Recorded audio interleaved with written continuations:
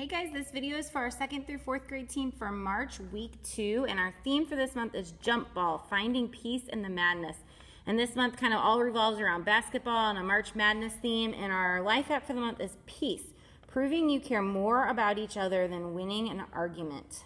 And last week we talked about Abram making peace with his nephew Lot, and our bottom line was prove that you care more about others by letting go of what's fair. This week our story also comes from the book of Genesis, and it's about Isaac's wells. And our bottom line is prove that you care more about others by walking away from a fight. So our memory verse for this month is, so let us do all we can to live in peace, and let us work hard to build up one another. Romans 14:19. All right, so make sure as you get here at 8:30 and 10:30 to just take a few minutes to pray for your small group. Ask God to help your kids discern over whether something is worth fighting for, and then when it's just better to walk away. And pray that your kids would develop some maturity to actually walk away from a fight to keep the peace with those around them.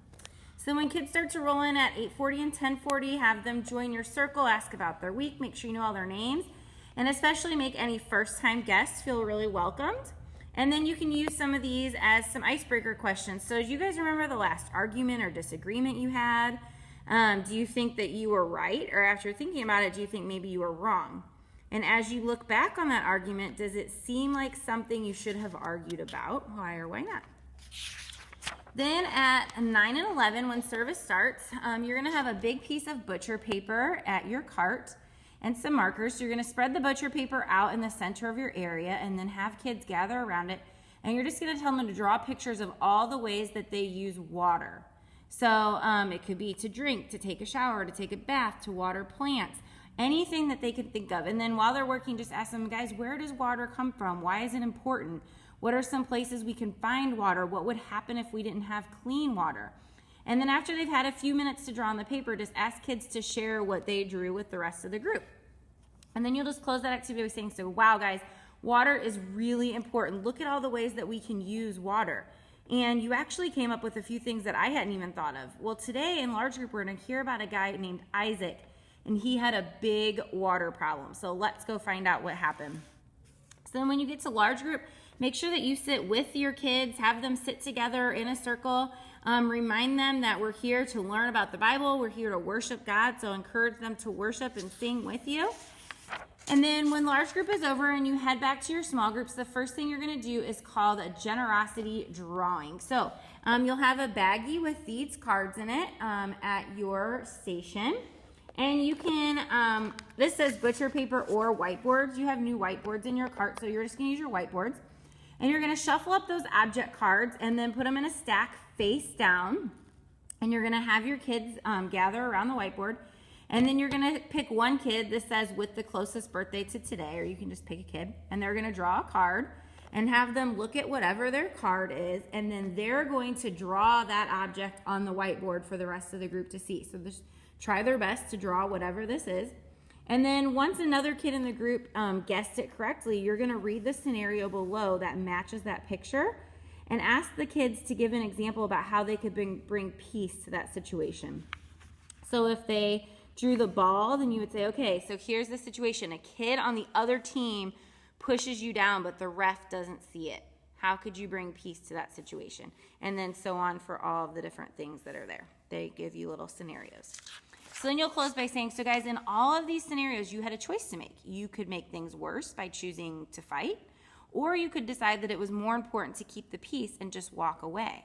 Well, we face situations every day where we can choose to fight or walk away. And certainly if someone is being a bully or continues to be unkind, you should tell someone. But in our everyday arguments and disagreements, it's always best to remember that our relationship with that other person is more important than fighting over an object. So keeping the peace means that we think about how we can get along with the other person before we push to be right or win the argument. And that's why we should prove that we care more about others by walking away from the fight. So then for the memory verse game, what you're going to do is you're going to have a ball on your cart, and your memory verse cards, these were from last week, so these will be on your cart. This is the memory verse chopped up into a bunch of pieces. So you'll look up Romans 14:19 as a group, practice the verse with motions, and then you'll divide your group into two teams. So you'll have some tape on your cart if you want to make a starting line. And then you're going to shuffle these 2 sets of cards, and you'll place them, 15 feet away from your starting line. And the first kid on each team is going to put the playground ball between their knees, and they have to hop down to the cards and keep the ball between their legs, grab a card, and then hop back. If they drop the ball, then they have to return to their team, place, and do it again from the beginning. So continue down the line, pass the ball to each member, have them hop down until all the cards have been collected, and then their team is going to race to put the cards together in memory verse order. So if you have time, you can do it again without the ball between their knees, however you want to do it.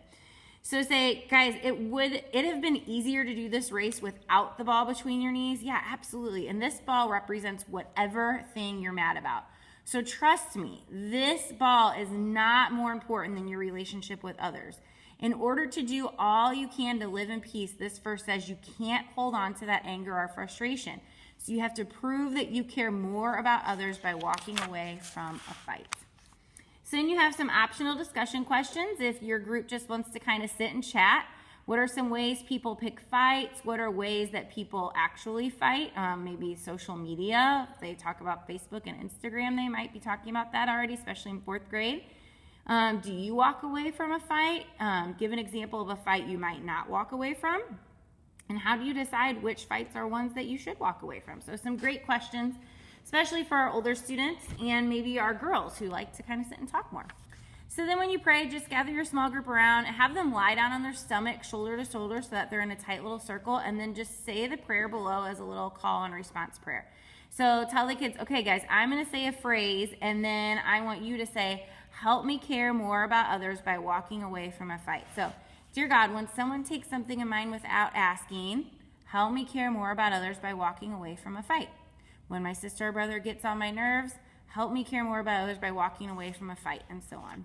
And so then as parents come to pick up their kids, just encourage kids to tell their parents about a situation where they could walk away from a fight. If they haven't been here yet this month, make sure they get a parent cue card and a memory verse card so that they have those to take home. And that's it for this week, guys. Thank you so much for leading. Everything that we do in kids ministry depends on our small groups and our small group leaders. So I just thank you guys for your influence, for the time that you take to volunteer to do this. We appreciate you so much as leaders. So thank you so much, and we'll see you on Sunday.